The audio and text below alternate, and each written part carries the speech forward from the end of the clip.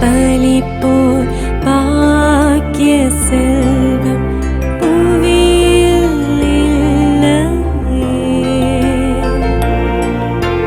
புவி நிரம்ப பொன் தந்தாலும் இப்பளிக்கு ஈடில்லையே.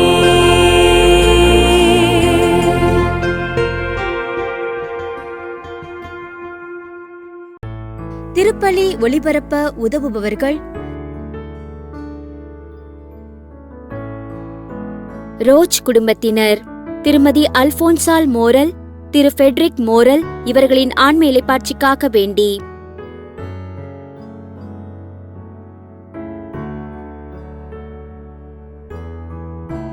எஸ்தர் தங்கலதா பிரபு குடும்பத்தினர், கிரேஸ் ரத்தினம் இவரின் ஆன்ம இளைப்பாட்சிக்காக வேண்டி.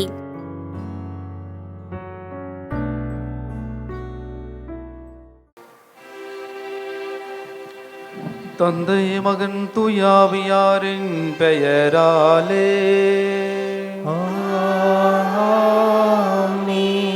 நம் ஆண்டவராக இயேசு கிறிஸ்துவின் அருளும் கடவுளின் அன்பும் தூயாவியாரின் நட்புறவும் உங்கள் அனைவரோடும் இருப்பதாக.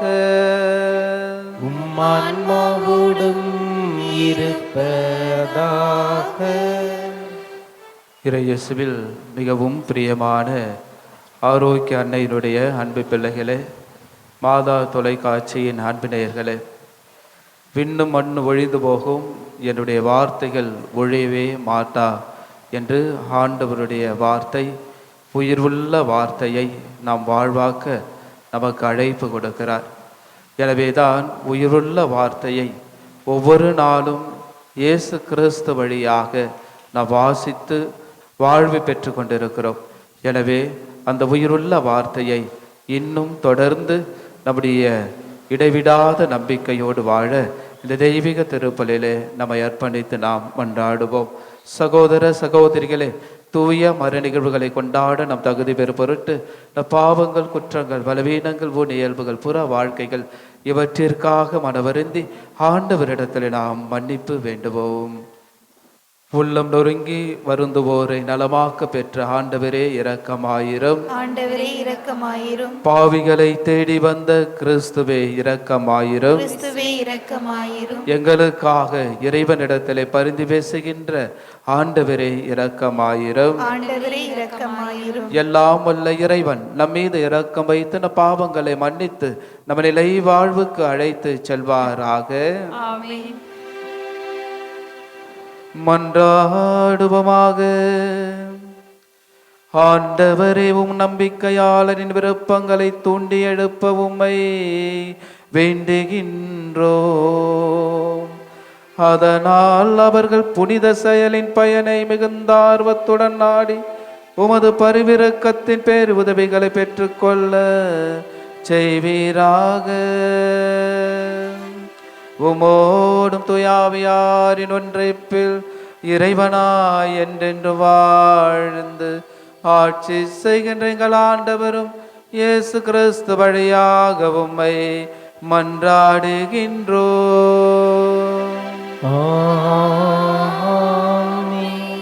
புதிய எருசலேம் என்னும் திருநகர் கடவுளிடமிருந்து விண்ணகத்தை விட்டு இறங்கி வர கண்டேன். திருத்தூதர் யோவான் எழுதிய திருவழிபாட்டிலிருந்து வாசகம். வானதூதர் ஒருவர் விண்ணகத்திலிருந்து இறங்கி வர கண்டேன். படுகுழியின் திறவுகோலும் முரட்டு சங்கிலியும் அவர் கையில் இருந்தன. அழகை என்றும் சாத்தான் என்றும் அழைக்கப்பட்ட அரக்க பாம்பை அவர் பிடித்தார். அதுவே தொடக்கத்தில் இருந்த பாம்பு. வானதூதர் 1000 ஆண்டுகளுக்கு அதை கட்டி வைத்தார். பின்னர் அதை படுகுழியில் தள்ளி குழியை அடைத்து முத்திரையிட்டார். இவ்வாறு அந்த 1000 ஆண்டுகள் முடியும் வரை நாடுகளை அது ஏமாற்றாதவாறு செய்தார். இதன் பின் சிறிது காலத்துக்கு அது கட்டவிழ்த்து விடப்பட வேண்டும். பின்பு நான் அரியணைகளை கண்டேன். தீர்ப்பளிக்கும் அதிகாரம் பெற்றிருந்த சிலர் அவற்றின் மீது வீற்றிருந்தனர். கடவுளின் வாக்கை அறிவித்து இயேசுவுக்கு சான்று பகர்ந்ததற்காக தலை கொடுத்தவர்களின் ஆன்மாக்களையும் கண்டேன். அவர்கள் அந்த விலங்கையோ அதன் சிலையையோ வணங்கியதில்லை. அதற்குரிய குறியை தங்கள் நெற்றியிலோ கையிலோ இட்டு கொண்டதும் இல்லை. அவர்கள் மீண்டும் உயிர் பெற்று 1000 ஆண்டுகள் கிறிஸ்துவோடு ஆட்சி புரிந்தார்கள். பின்பு பெரிய வெண்மையான ஓர் அரியணையை கண்டேன். அதில் ஒருவர் வீற்றிருந்தார். அவர் முன்னிலையில் மண்ணகமும் விண்ணகமும் இருந்த இடம் தெரியாமல் மறைந்துவிட்டன. இறந்தோருள் சிலர், பெரியோர் ஆகிய அனைவரும் அந்த அரியணை முன் நிற்க கண்டேன். அப்பொழுது நூல்கள் திறந்து வைக்கப்பட்டன. வேறொரு நூலும் திறந்து வைக்கப்பட்டுள்ளது. அது வாழ்வின் நூல். இறந்தோரின் செயல்கள் அந்நூலில் எழுதப்பட்டிருந்தன. அவற்றுக்கு ஏற்ப அவர்களுக்கு தீர்ப்பு வழங்கப்பட்டது. பின்னர் கடல் தன்னகத்தே இருந்த இறந்தோரை வெளியேற்றியது. அதுபோல சாவும் பாதாளமும் தம்மகத்தே இருந்த இறந்தோரை வெளியேற்றின. அவர்கள் ஒவ்வொருவருக்கும் அவரவர் செயல்களுக்கு ஏற்ப தீர்ப்பு வழங்கப்பட்டது. சாவும் பாதாளமும் நெருப்பு ஏரியில் எரியப்பட்டன. இந்த நெருப்பு ஏரியே 2ஆம் சாவு. வாழ்வின் நூலில் பெயர் எழுதப்படாதோர் நெருப்பு ஏரியில் எரியப்பட்டார்கள். பின்பு நான் புதியதொரு விண்ணகத்தையும் புதியதொரு மண்ணகத்தையும் கண்டேன். முன்பு இருந்த விண்ணகமும் மண்ணகமும் மறைந்து விட்டன. கடலும் இல்லாமற் போயிற்று. அப்பொழுது புதிய எருசலேம் என்னும் திருநகர் கடவுளிடமிருந்து விண்ணகத்தை விட்டு இறங்கி வர கண்டேன். தன் மணமகனுக்காக தன்னையே அணி செய்து கொண்ட மணமகளைப் போல் அது ஆயத்தமாய் இருந்தது. ஆண்டவரின் அருள்வாக்கு. இறைவனுக்கு நன்றி.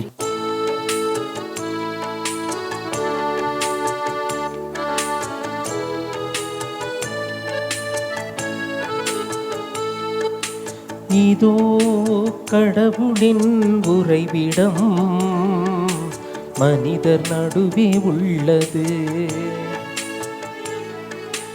இதோ கடவுளின் உறைவிடம் மனிதர் நடுவே உள்ளது. என் ஆன்மா ஆண்டவரின் கோவில் முற்றங்களுக்காக ஏங்கி தவிக்கின்றது.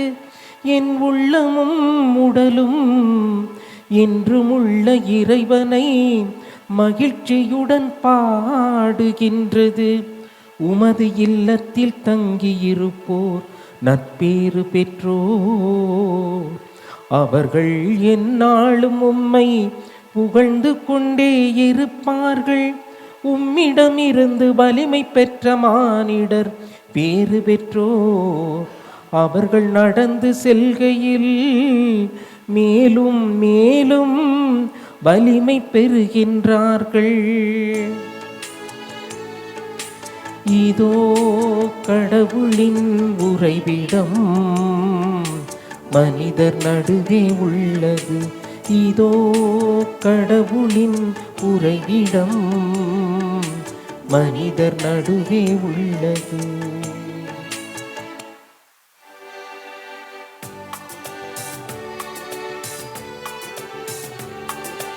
அல்லேலூயா அல்லேலூயா அல்லேலூயா அல்லேலூயா அல்லேலூயா அல்லேலூயா அல்லேலூயா அல்லேலூயா.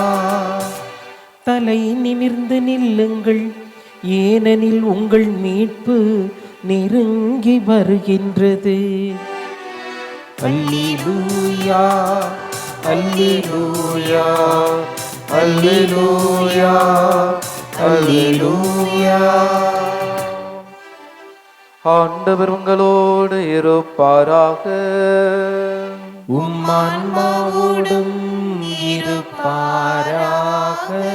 லோகா எழுதிய தூய நற்செய்தியிலிருந்து வாசகம். ஆண்டவரே மாட்சி உமக்கே. புனித லூக்கா எழுதிய நற்செய்தி அதிகாரம் 21 இறை வார்த்தைகள் 29 முதல் 33 முடிய. அக்காலத்தில் இயேசு ஓர் ஓமையை சொன்னார். அத்தி மரத்தையும் வேறு எந்த மரத்தையும் பாருங்கள். அவை தளிர்விடும்போது அதை பார்க்கும்போது நீங்களே கோடை காலம் நெருங்கி வந்து விட்டது என அறிந்து கொள்கிறீர்கள். அவ்வாறே இவை நிகழ்வதை காணும்போது இறையாட்சி நெருங்கி வந்துவிட்டது என்பதை நீங்கள் அறிந்து கொள்ளுங்கள். அனைத்தும் நிகழும் வரை இத்தலைமுறையை ஒழிந்து போகாது என நான் உறுதியாக உங்களுக்கு சொல்கிறேன். விண்ணும் மண்ணும் ஒழிந்து போகும், ஆனால் என் வார்த்தைகள் ஒழியவே மாட்டா. ஆண்டவரின் அருள்வாக்கு. கிறிஸ்துவே உமக்கு புகழ். இறை இயேசுவில் அன்னைக்குரிய அன்பு பக்தர்களே, மாதா தொலைக்காட்சியின் அன்பு நேயர்களே, உங்களையும் இந்த நாளையும் உங்கள் குடும்பத்தையும் ஆரோக்கிய அன்னை நிறைவாக ஆசிர்வதிப்பாராக. இந்த இறைவனுடைய வார்த்தைகளை நாம் சிந்திக்கின்ற பொழுது நம்முடைய வாழ்க்கையிலே ஒரு எண்ணம் தோன்றும். எனவேதான் அந்த எண்ணத்தை நாம் வாழ்வாக்க வேண்டும் என்பதை இறைவன் நமக்கு இன்றைய வார்த்தையின் வாயிலாக சொல்கிறார். எண்ணத்தில் ஏற்ற வேண்டும். எனவே எண்ணத்தில் ஏற்ற வேண்டும் என்ற ஒரு சிந்தனையை தான் இறைவன் இந்த இறைவனுடைய வார்த்தையிலே நமக்கு ஆழமாக சொல்லிக் கொடுக்கிறார். ஒரு ஊரிலே 5 நபர்கள் பயணம் செய்கிறார்கள்.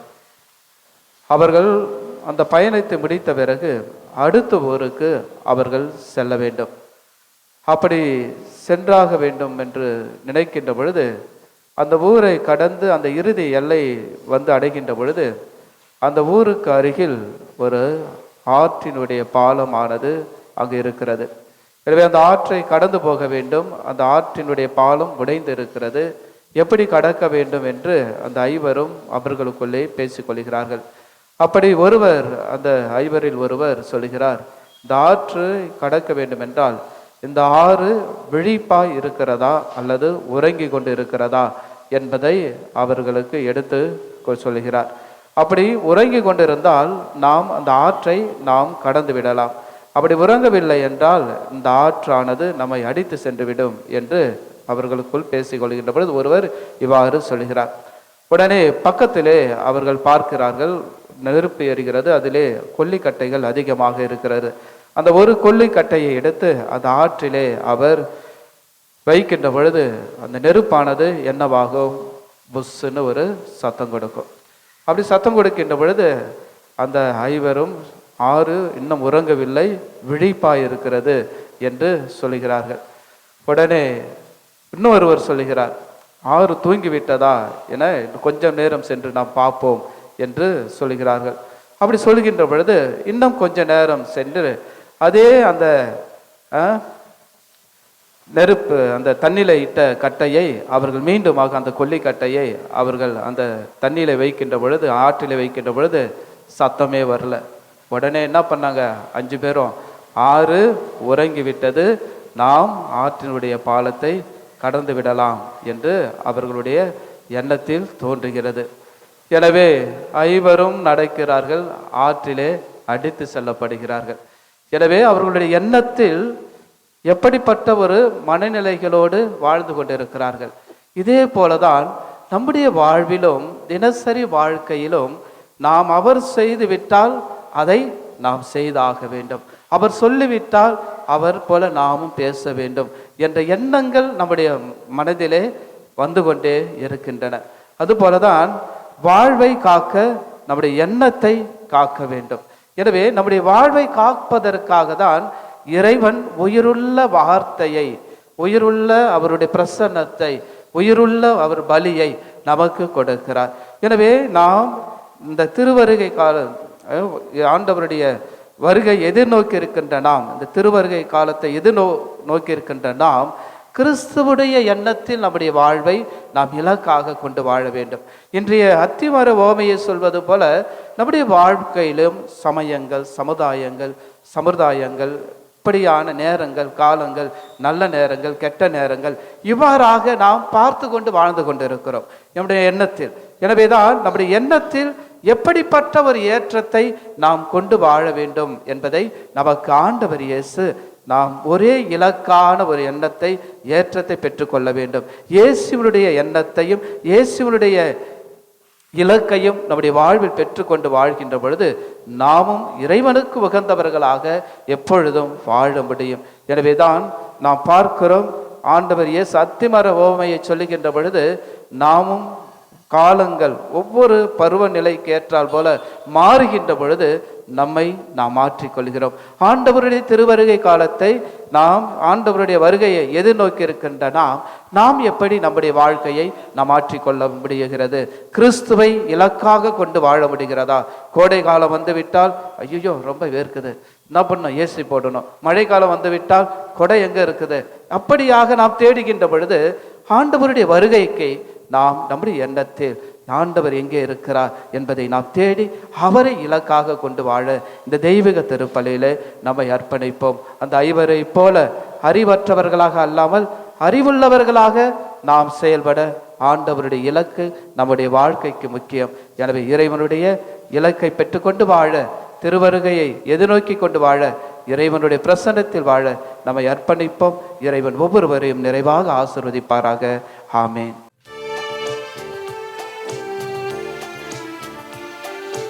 வாழ்வை பலியாய் மாற்ற வந்தே இன்னையே ஏற்றிடுவார்.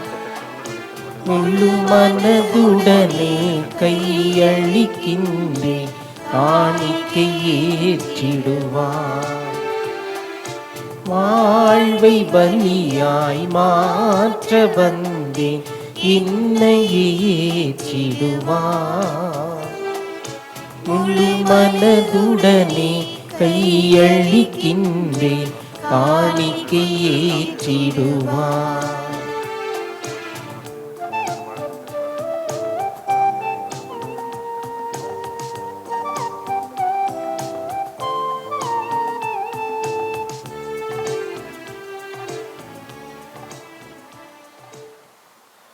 சகோதர சகோதரிகளே, என்னுடையதும் உங்களுடையதுமான இவ்வழி எல்லாம் வல்ல தந்தையாக இறைவனுக்கு ஏற்றதாகபடி மன்றாடுங்கள். ஆண்டவர் தமது பெயரின் புகழ்ச்சிக்காகவும் ஆட்சிக்காகவும் நமது நன்மைக்காகவும் புனித திரு அவை அனைத்து நலனுக்காகவும் உமது கையிலிருந்து இப்பலியை ஏற்றுக்கொள்வாராக.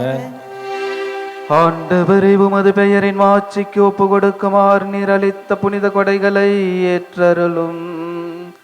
இவற்றின் வழியாக நாங்களும் அது பரிவிரக்கத்துக்கு ஏற்றவர்களாகி உம் கட்டளைகளுக்கு என்றும் கீழ்ப்படிந்து வாழச் செய்வீராக.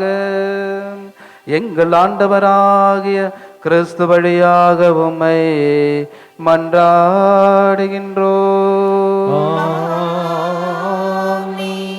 ஆண்டவர் உங்களோடு இருப்பாராக. ஆன்மாவோடும் இருப்பாராக. இதயங்களை மேலே எழுப்புங்கள். ஆண்டவரிடம் எழுப்பியுள்ளோம். நம் இறைவனாகிய ஆண்டவருக்கு நன்றி கூறுவோம். அது தகுதியும் நீதியும் ஆனதே. ஆண்டவரே, தூயவரான தந்தையே, உம் அன்பார்ந்த மகன் இயேசு கிறிஸ்து வழியாக என்னாலும் எவ்விடத்திலும் நாங்கள் உமக்கு நன்றி செலுத்துவது மெய்யாகவே தகுதியும் நீதியும் ஆகும். எங்கள் கடமையும் மீட்புக்குரிய செயலும் ஆகும். உம் வார்த்தையான அவர் வழியாகவே அனைத்தையும் படைத்தீர். அவரையே மீட்பராகவும் ஈடேற்றபவராகவும் எங்களுக்கு அனுப்பினீர். அவர் தூய ஆவியால் உடலெடுத்து கன்னி மரியாவிடமிருந்து பிறந்தார். அவர் உமது திருவுலத்தை நிறைவேற்றி புனித மக்களை உமக்கு பெற்றுத்தர தம் கைகளை விரித்து பாடுபட்டார். இவ்வாறு அவர் சாவை வென்று உயிர்ப்பை வெளிப்படுத்தினார். ஆகவே வானதூதரோடும் புனிதர் அனைவரோடும் சேர்ந்து நாங்கள் உமது மாட்சியை புகழ்ந்துரைத்து ஒரே குரலாய் சொல்வதாவது: தூயவர் தூயவர் தூயவர், வான்படைகளின் கடவுளாம் ஆண்டவர்.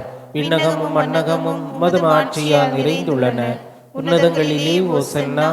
ஆண்டவர் பெயரால் வருகிறவர் ஆசி பெற்றவர். உன்னதங்களிலே ஓசன்னா. ஆண்டவரே, நீர் மெய்யாகவே தூயவர், தூய்மை அனைத்துக்கும் ஊற்று. ஆகவே உம்முடைய ஆவியை பொழிந்து இக்காணிக்கைகளை தூய்மைப்படுத்த உம்மை வேண்டுகின்றோம். இவ்வாறு எங்கள் ஆண்டவர் இயேசு கிறிஸ்துவின் உடலும் இரத்தமுமாக எங்களுக்கு இவை மாறுவனவாக. அவர் பாடுபடவுலம் கனிந்து தம்மை கையளித்த போது அப்பத்தை எடுத்து நன்றி செலுத்தி அதை பிட்டு தம் சீடர்களுக்கு அளித்து இயேசு கூறியதாவது: அனைவரும் இதிலிருந்து பெற்று உண்ணுங்கள், ஏனெனில் இது உங்களுக்காக கையளிக்கப்படும் என் உடல்.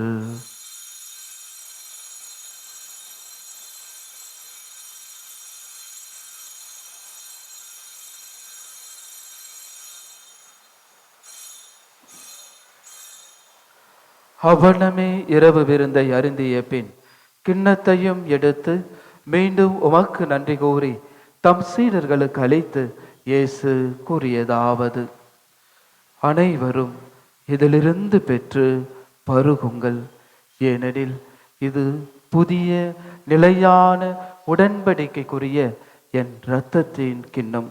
இது பாவ மன்னிப்புக்கென்று உங்களுக்காகவும் பலருக்காகவும் சிந்தப்படும். இதைய நினைவாக செய்யுங்கள்.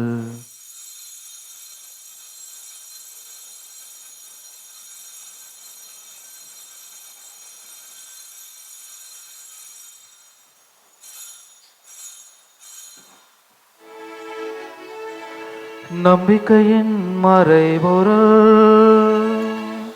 ஆண்டவரே, நீர் வருமளவும் உமது இறப்பினை அறிக்கையிடுகின்றோம், உமது உயிர்ப்பினையும் எடுத்துரைக்கின்றோம். ஆகவே ஆண்டவரே, நாங்கள் கிறிஸ்துவின் இறப்பினை உயிர்ப்பினையும் நினைவு கூர்ந்து வாழ்வு தரும் அப்பத்தையும் மீட்பளிக்கும் கிண்ணத்தையும் உமக்கு ஒப்பு கொடுக்கின்றோம். உம் திருமுன் நமக்கு ஊழியம் புரிய தகுந்தவர்கள் ஏற்றுக்கொண்டீர்.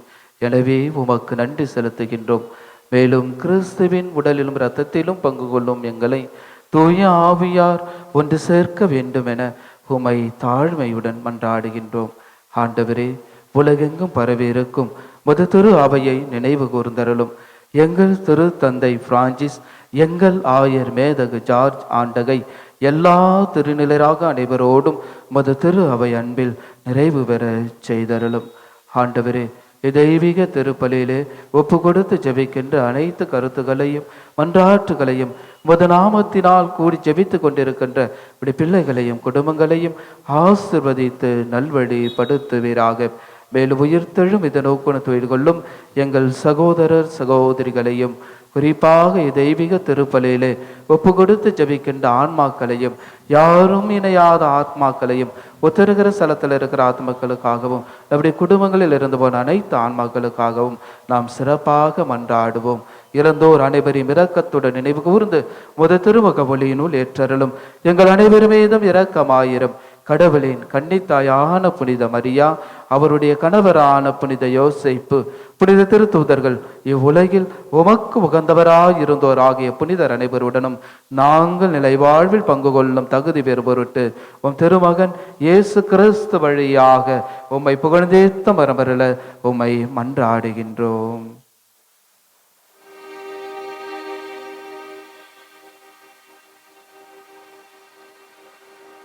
இவர் வழியாக இவரோடு இவரில் எல்லா வல்ல இறைவனாகிய தந்தையே,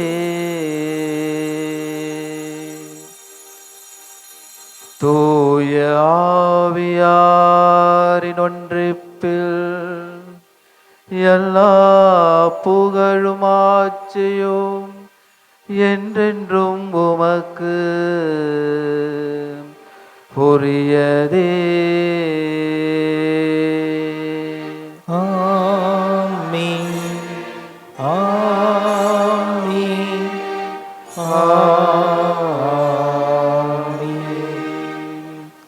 மெய்ப்பரின் கட்டளையால் கற்பிக்கப்பட்டு இறை படிப்பினையால் பயிற்சி பெற்ற நாம் துணிந்து சொல்லுவோம். விண்ணுலகில் விண்ணுலகில் இருக்கின்ற இருக்கின்ற எங்கள் தந்தையே, உமது பெயர் தூயது என தூயதென போற்றப் பெறுக. உமது ஆட்சி வருக. உமது திருவுளம் விண்ணுலகில் நிறைவேறுவது போல மண்ணுலகிலும் நிறைவேறுக. எங்கள் அன்றாட உணவை இன்று எங்களுக்கு தாரும். எங்களுக்கு எதிராக குற்றம் செய்வோரை நாங்கள் மன்னிப்பது போல எங்கள் குற்றங்களை மன்னியும். எங்களை சோதனைக்கு உட்படுத்தாதேயும், தீமையிலிருந்து எங்களை விடுவித்தருளும். ஆண்டவரே, தீமை அனைத்திலுமிருந்து எங்களை விடுவித்து எங்கள் வாழ்நாளில் அமைதியை கனிவுடன் அருள உம்மை மன்றாடுகின்றோம். உமது இரக்கத்தின் உதவியால் நாங்கள் பாவத்திலிருந்து எப்பொழுது விடுதலை பெற்று யாதொரு கலக்கமுமின்றி நலமாய் இருப்போமாக. நாங்கள் இது நோக்கி இருக்கும் பேரின்பத்துக்காகவும் மீட்பராகிய இயேசு கிறிஸ்துவின் வருகைக்காகவும் காத்திருக்கின்றோம். ஏனெனில் ஆட்சியும் வல்லமையும் ஆட்சியும் என்றென்றும் உமதே. ஆண்டவரே இயேசு கிறிஸ்துவே, அமைதியை உங்களுக்கு விட்டு செல்கிறேன், என் அமைதியையே உங்களுக்கு அளிக்கிறேன் என்றும் திருத்தூதர்களுக்கு மொழிதேரே. எங்கள் பாவங்களை பாராமல் உமது திரு அவையின் நம்பிக்கையை கண்ணோக்கி உமது திருவுளத்துக்கேற்ப அதற்கு அமைதியை ஒற்றும் அளித்தருள திருவுளம் கொள்வீராக. என்றென்றும் வாழ்ந்து ஆட்சி செய்கின்றவர் நீரே. ஆமென். ஆண்டவருடைய அமைதி உங்கள் அனைவரோடும் என்றும் இருப்பதாக. ஆன்மாவுடன் இருப்பதாக. ஆண்டவர் இயேசு தருகின்ற அமைதியை ஒருவரோடு ஒருவர் மகிழ்ச்சியோடு பகிர்ந்து கொள்வோம். அமைதி. உலகின் பாவங்களை போக்கும் இறைவனின் செம்மறியே, எங்கள் மேல் இரக்கமாயிரும். உலகின் பாவங்களை போக்கும் இறைவனின் செம்மறியே, எங்கள் மேல் இரக்கமாயிரும். உலகின் பாவங்களை போக்கும் இறைவனின் செம்மறியே, எங்களுக்கு அமைதியை அளித்தருளும்.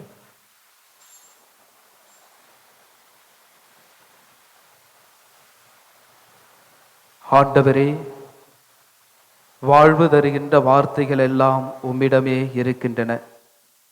நாங்கள் யாரிடத்தில் போவோம் என்று பேதுரு சொல்வது போல உயிருள்ள ஆண்டவர் உடலாகவும் இரத்தமாகவும் இதோ நமத்திலே இருக்கிறார். இந்த உயிருள்ள ஆண்டவரை தேடி வந்திருக்கின்ற நாம் இந்த ஆண்டவருடைய வருகையின் திருவருகைக்காக காத்திருக்கின்ற நாம் நம்மை ஒவ்வொருவரையும் இதோ காலங்கள் மாறலாம், எல்லாம் மனிதர்கள் மாறலாம், நான் எப்பொழுதும் உங்களுக்காகவே இருக்கிறேன் என்று சொல்லி அவருடைய வருகைக்காக எதிர்நோக்கியிருக்கின்ற நாம் அவர் இலக்காக கொண்டு வாழ நமக்கு அழைப்பு கொடுக்கிறார். இதோ இறைவனின் செம்மறி, இது உலகின் பாவங்களை போக்குபவர். செம்மறியின் விருந்துக்கு அழைக்க பெற்ற நம் அனைவரும் பேறு பெற்றோர். நிலத்தில் எழுந்தருள நான் தகுதியற்றவன், ஆனால் ஒரு வார்த்தை மட்டும் சொல்லியருளும், எனது ஆன்மா நலமடையும். நன்றி கூறி மன்றாடுவமாக. எல்லாம் வல்ல இறைவாயு புனித விருந்தில் நாங்கள் பங்கு பெற்று மகிழ செய்கின்றேன். அதனால் நாங்கள் உம்மிடமிருந்து ஒருபோதும் பிரியாதிருக்க எங்களுக்கு அருள் புரிவீராக. எங்கள் ஆண்டவராகிய கிறிஸ்து வழியாக உம்மை மன்றாடுகின்றோம்.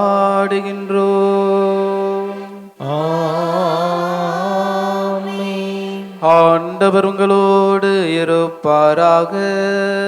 உம் ஆன்மாவோடும் இருப்பாராக.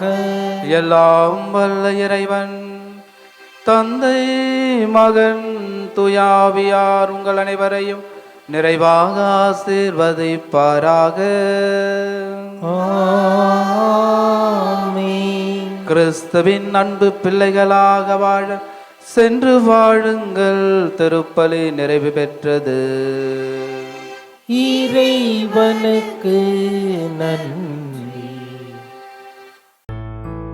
திருப்பலி ஒளிபரப்ப உதவியவர்கள்: ரோச் குடும்பத்தினர், திருமதி அல்போன்சால் மோரல், திரு ஃபெட்ரிக் மோரல் இவர்களின் ஆன்ம இளைப்பாட்சிக்காக வேண்டி.